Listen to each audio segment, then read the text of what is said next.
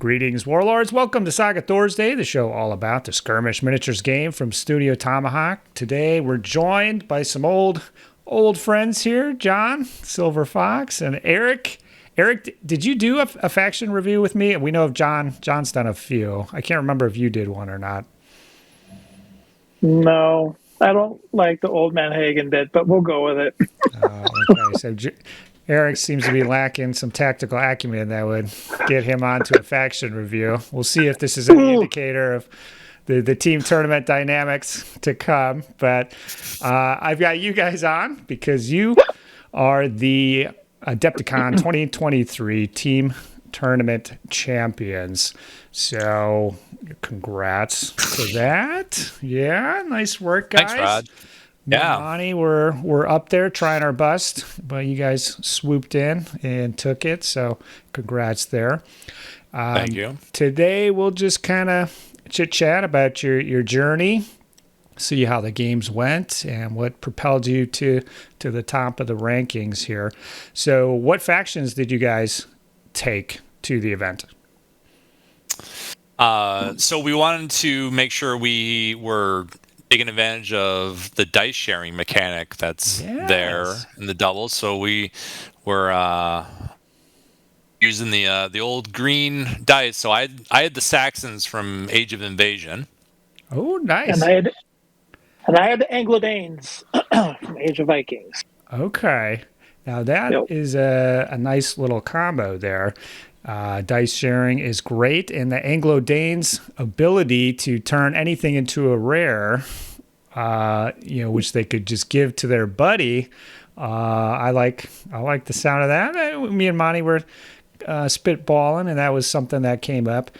Now, how much thought and planning? How far in advance was this planned out, or are you guys just using what you had? Are you going to tell him, John, or am I going to tell him? You tell him. Well, so,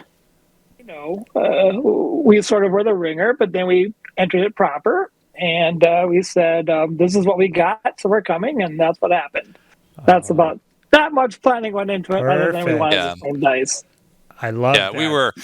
I think we talked the week before Adepticon just to confirm, Eric was playing in the singles event with Danes, and so he's like, "What are you bringing?" I'm like, "I'll just bring Saxons to match the dice," because, like Eric said, we were officially the stand-in, the team to make it an even draw. All right. So had it been even for players, we wouldn't even played.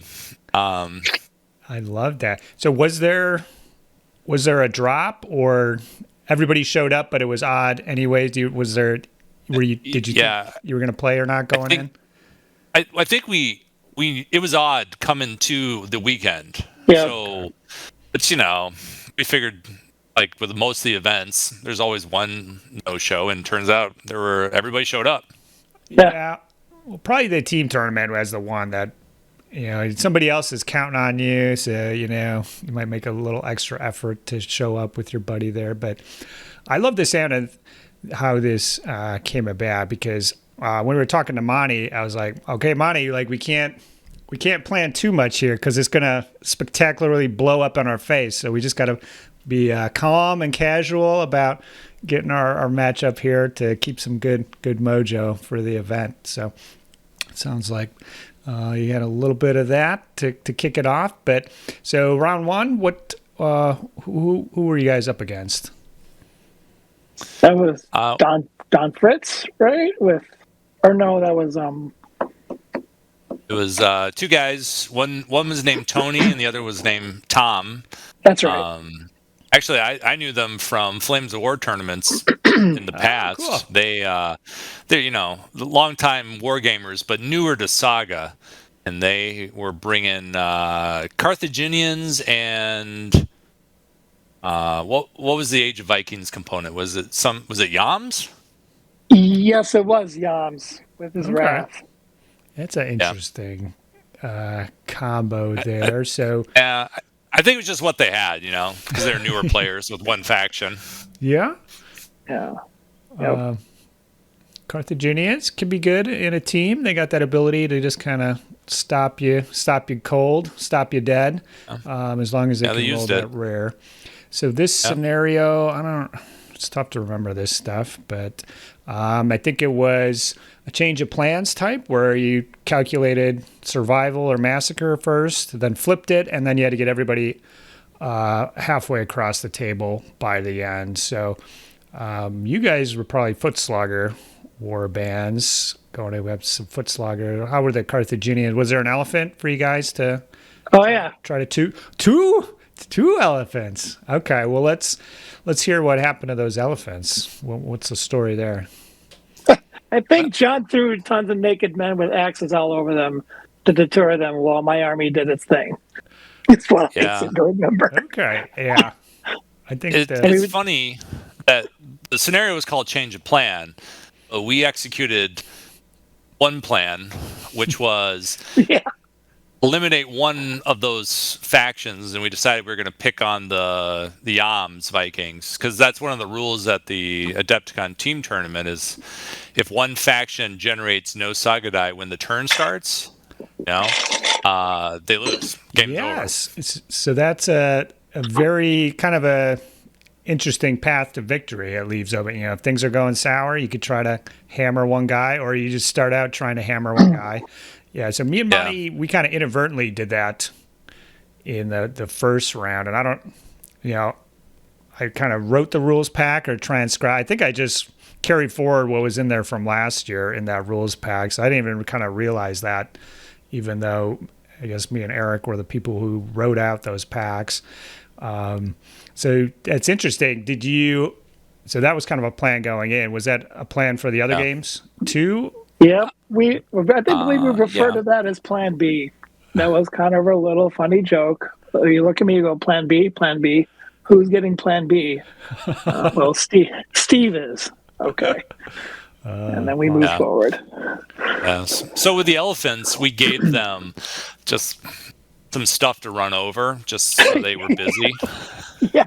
Like my warlord, he's like, I will stand in front of the elephants, and we laughed because my warlord's name is Ragnar Ragnarsson, but after that it was Ragnar Trampelson.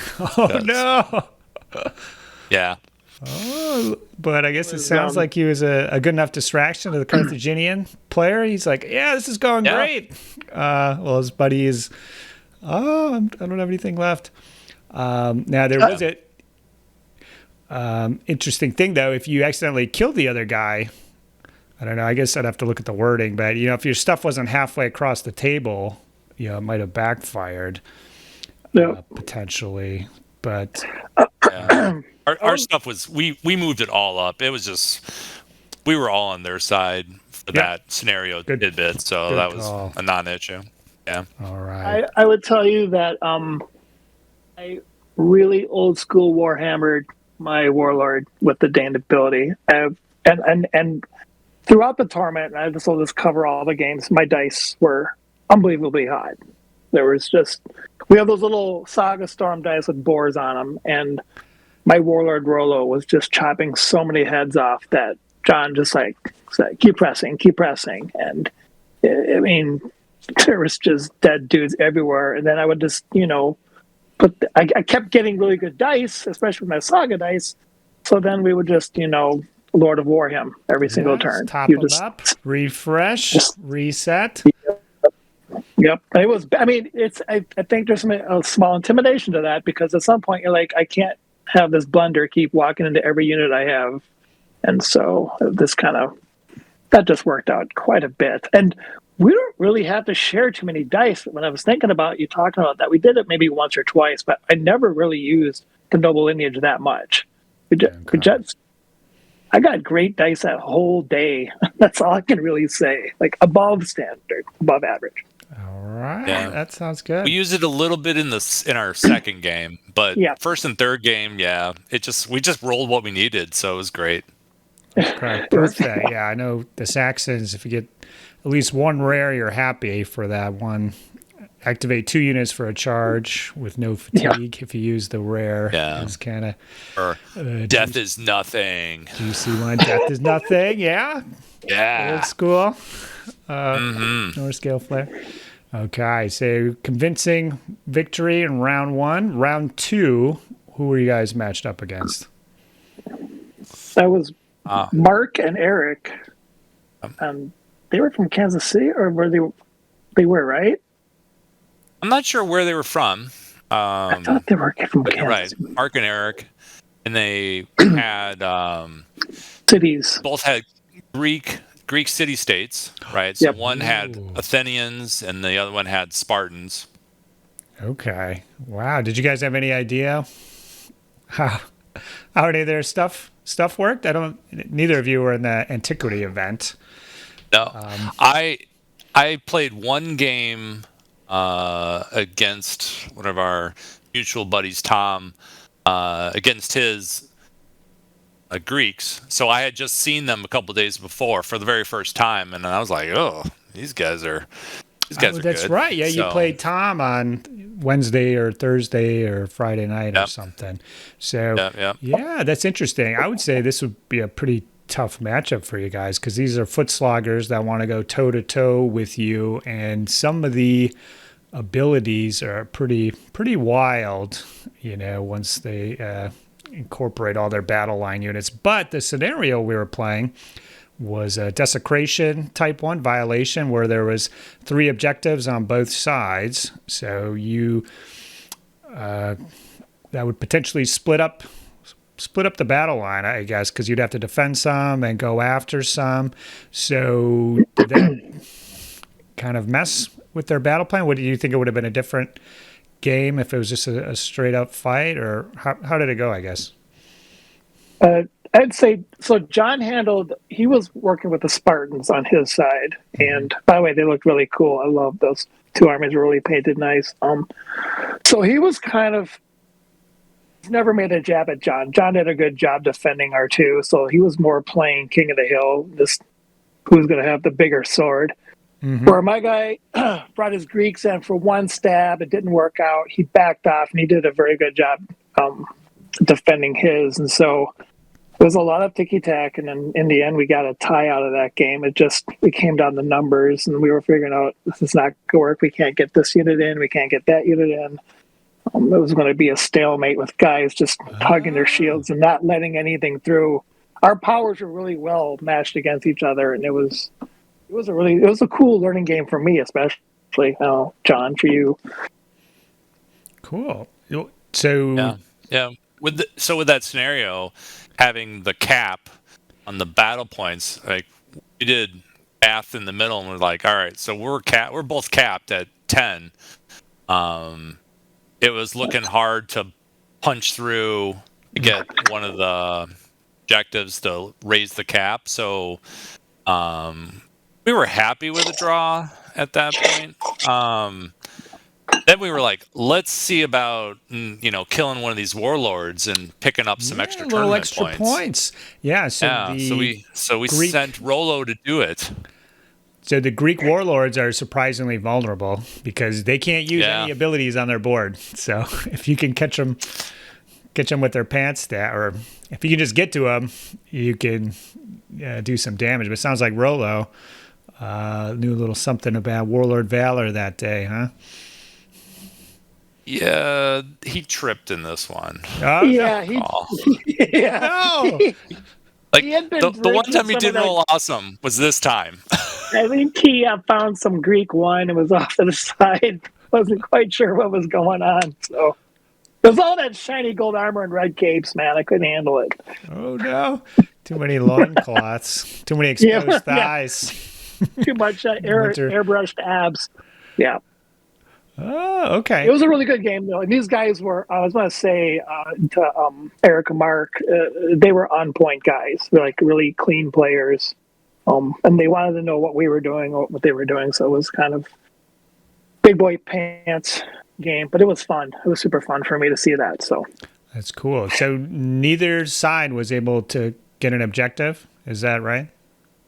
Yep. Okay, that's cool. correct. Do you think that the casualties and stuff were even, or were they like winning the war of attrition, when it ended, or were you guys up, do you think? Or we did the math at the end, and they clipped. So Rolo went in, didn't kill the warlord, had some bad offensive rolls, was a little bit vulnerable. Then they did a strike. They killed Rolo. No. So they actually they snagged the points we tried to snag from them. Then when we mathed it at the end, we were capped at 10-10. But yeah, had they killed an objective, they would have won the game. They were up by 3 points, I want to say. Okay. Yep. That was interesting. Yep. Yeah. So it definitely was a tough matchup, but you guys played to the objectives, kept them at it, and managed to get the draw. So, nice win. It was a great draw. It was a great game. Okay, so you guys are looking all right going into round 3 here. So who did you draw for this one? We got a couple guys, Bob and Steve, who are in our the Twin Cities, Bob orbit. And Steve. Yep. All right, Eric. So, have you met him at Fimble Winter, I think, right, Eric? I met him at your event at Fimble, and they were both. I got to play actually both of them, which was really cool, and talk to them. And they got their Saga, and they got the Saga down. They're good. They're good to play. Okay, so, they're fun. Which factions were they using? Some Viking-ish stuff or not? Oh, Romans. They both had Imperial Romans. What? Yeah. Yeah. Interesting. Now, is there like a lot of bolt throwers, some shenanigans going on here, or no bolt throwers? Straight dudes. They were just taking advantage of that the Roman rule about 8 packs of warriors, and they just had all 8 packs of warriors. Oh, so the old Romans, the maniples and stuff. Yeah, the maniples. So those guys. Yeah, the Republican Romans. Okay, yeah. Age of Hannibal Romans. Age of Hannibal Romans. Ooh, interesting. Yeah, I think any faction that likes to run small units will be pretty decent in a team tournament type thing, where you kind of want to run them kind of lean to get some more Saga dice. So that was cool. So another Footslogger warband you're up against, but they got some sneaky speed sometimes. So this one was kind of a battle around the campfire-ish scenario, and the deployment kind of spread everybody out, and I don't think there was any... Oh, it was blood pool stuff. So getting kills in melee could get you some extra points, some extra side dice, and at the end of the game, the warlords needed to make their way back towards the middle of the table here. So was there any cheeky plans as far as the deployment went from you guys? Well, we had Plan B again. Yeah. Let's put all our good stuff next to Bob. Or was it Steve? Who got it? It was Steve. Oh, no, Steve. No. Oh, it was Bob. Oh, I think we started as maybe Steve, and then we had a few combats, and we're like, actually Bob. Oh, dang, yeah. Bob's not doing so hot here. Let's redirect. Awesome. So Plan B didn't come down. There were some really clever sliding movements where they were clipping off guys, but I think they may have seen part of that start to happen, and by turn 3, they were moving guys around. It was pretty interesting, but there was a lot of lean to the left, go towards Bob. So, awesome. This way. Did someone get up ahead in the blood pool and like maintain it, or so? Yeah, we did. Were you guys first player or second player? Do you remember? Second player. Second player. Okay. Second. Yeah, we had some decent terrain deployments. Nothing. I mean, just stuff that slowed them down coming back at us. So we had a couple fights. They're aggressive. They played aggressive. They're fun to play against because they want to get in there and punch face. Mm-hmm. We had a few combats that tilted our way. We got up on the blood pool, and then just were able to keep the advantage as we were executing on Plan B. Did you get some of the warlords there? Never got them. Tried. No. Had one guy on foot. and then they had Steve's guy was a consul on a horse, so he started way in the corner. Yeah, and then they moved him up easy, but yeah, he was not gettable. He was so far away. So at the end, when the game ended, all the warlords were within the radius to survive the fatality. His tribune or whatever snuck in there. Yeah, they all moved him up. Yep. And then we just went to points and got a win on points, and I can't remember what. So if you're bigger on the tournament blood pool, point, you get another 5 there. So got that, yeah. Another solid 5. Yep. All right, so 2 solid wins, probably a decent draw. And when everything was said and done, you guys are fun guys, I guess. I mean, I don't see how you got these best sport votes, but it must be something on the day of some magic, and you guys are pretty decent painters. You got my vote.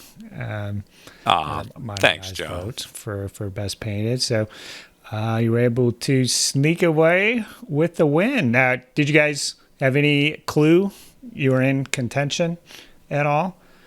Maybe, I was going to say, I most certainly did not. I was completely thrown off. I started laughing because I don't win tournaments like that. So I was like, what just happened? Mm-hmm. But I had a fun day, I don't know, like, guys, when you play the games and you don't have fun with them all, do a bit or whatever, it's just, that's part of my gaming. So hopefully that was helping, I actually was having a very enjoyable day. Cool. It's always fun to look over and John's like, you sure you want to do that? Seems kind of dumb. Like, oh yeah, maybe not. I love team tournaments and like stuff out loud, and then our players are probably like, "God, these guys, what's going on with these guys?" And then of course John and I make jokes. My axe is bigger than yours. No, it's not. And then John would move his guys up, and I don't know, man. Just playing with little army men, and that helps. It helps, I think, make people have a good time, and give you a high five later at the end of the tourney. Definitely. Yeah. We were there just to have a laugh, just because we were the odd team, and we were just like, let's just have fun, whatever. And then so we to be funny, we didn't even have a team name for official team battle boars, right? Sweet battle brother boars or something. We just made some shit up and wrote it on our sheet and handed it in. So at the end when he's giving out awards and he's like, first place, is Sweet Battle Boar Brothers, and I'm like, oh, good for them. I'm like, oh shit, that's us. Oh, that's awesome. Yeah, it was awesome. I just started laughing. A good day. Yeah, I hadn't done a team event for quite a few years since this. I forgot how much fun they are. So I think probably not Fimble winner this year, but maybe next All Fathers or something. I might make that a team one or something like that. So we have more team stuff. Is always fun. So. Well, thanks for coming on, guys. And Eric, thanks to you. I guess I could probably have mentioned your pedigree. You haven't done any faction reviews, but you were kind of the top dog for Saga Adepticon for a number of years, providing all the tables and everything. So just want to thank you for doing that. We've kind of passed the torch a little bit, but it's good to see you back and contributing. Yeah. I'm really glad that we got that hall. For those people who were there and understand, like, years past, what we've done, I think this hall is the best one. It's well lit, it's quiet, it's nice, and it's quite a treat and an honor to have that for us because none of the other events at Adepticon have that, as far as I can tell. Everything was usually stuck with somebody else. Other than, I guess, Lord of the Rings downstairs. So it really does help the gaming, I think. They were sharing with Song of Ice and Fire folks, and then there was definitely some humidity and temperature difference when you walked into that room down there, if you made it down. Smells like a pool. Yeah. considering where they were the previous years, it's still a step up, I think. So I don't know. Anyway, yeah, I agree. Yeah, our room is awesome, and it's so awesome. It's so awesome. We left one Saga Hall, but we found another one, a new one. So, and I think Saga players are the coolest people because they are. It's just get anything crazy or bad that ever happens, you know, ever. So it's just awesome. All right. Well, I think that's about it. Thanks for coming on, guys. Great chatting with you, as always. And we'll see you at Saga Storm probably next. That's right. September sometime. And yeah, it's coming up, Eric. I'm working on some new thing for John and I. So we'll have to discuss that later. But yes, thing coming up. We know stuff, but no secrets right now. Okay. Well, not right now. Yeah, let me know as soon as you know. Let me know. I'll spill those beans. Oh, we will. Yeah. All right. Okay. Well, yeah. Thanks to everybody for joining us so far. If you have any comments or questions about, we didn't really get too deep into their builds or anything like that. I think those two warbands are pretty straightforward.